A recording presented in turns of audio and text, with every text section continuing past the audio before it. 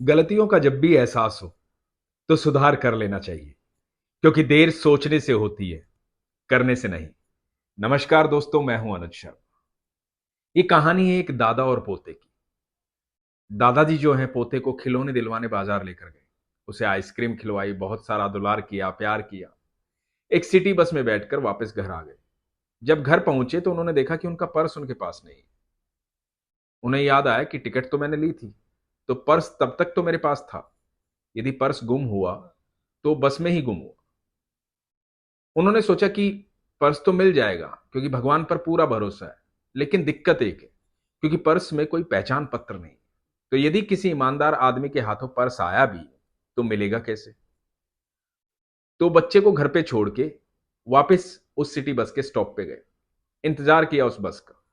जब बस आई तो बस में चढ़े, कंडक्टर के पास पहुंचे और बोले कि बेटा, मेरा एक पर्स गुम हो गया है, क्या तुम्हें कोई पर्स मिला क्या?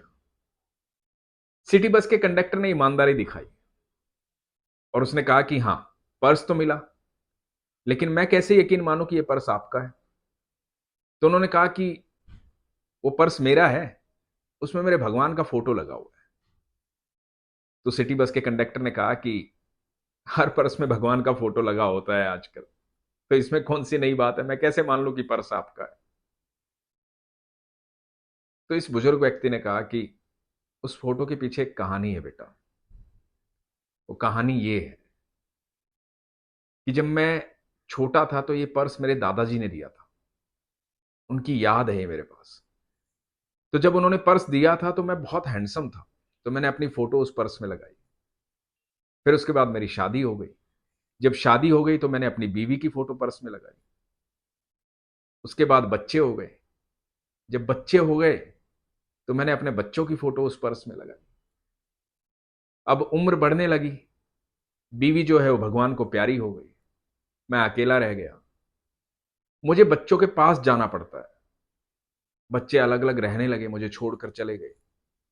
अब मैं बूढ़ा हो गया। तब मैंने बच्चों की फोटो हटाकर भगवान की फोटो लगाई। उम्र के अंतिम पड़ाव में मुझे समझ में आया कि कोई है जो साथ कभी नहीं छोड़ता है, तो वो ईश्वर है।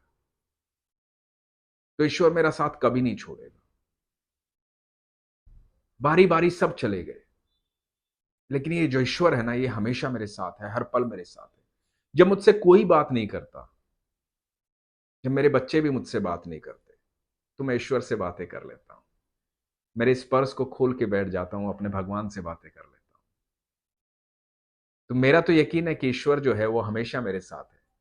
तुम पर्स रखना भी चाहोगे तो नहीं रख पाओगे, क्योंकि मेरा ईश्वर मेरा साथ नहीं छोड़ेगा। ये बात सुनकर कंडक्टर ने वो पर्स उस बुजुर्ग आदमी को दे दिया और उनके पैर छुए। आंखें गीली हो गई। दोस्तों, ये एहसास हमें उम्र के अंतिम पड़ाव में क्यों होता है कि ईश्वर हमारे साथ है? ये तो हमें जन्म से हो जाना चाहिए।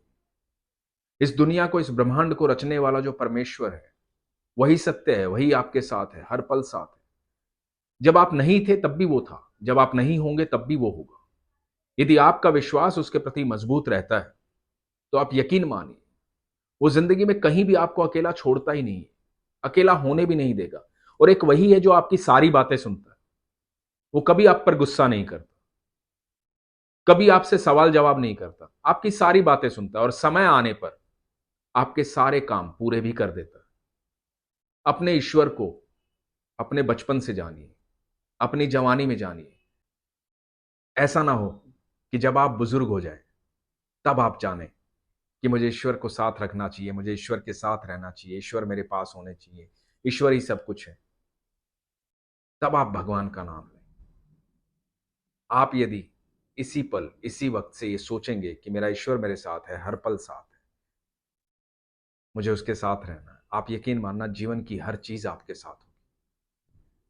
यदि सिर्फ ईश्वर आपके साथ है तो पूरी दुनिया आपके साथ होगी। तो अपने ईश्वर के साथ रहिए, उसी ने आपको बनाया है। अपना ख्याल रखिए, विश्वास को मजबूत रखिए, खुश रहिए। हरे कृष्ण।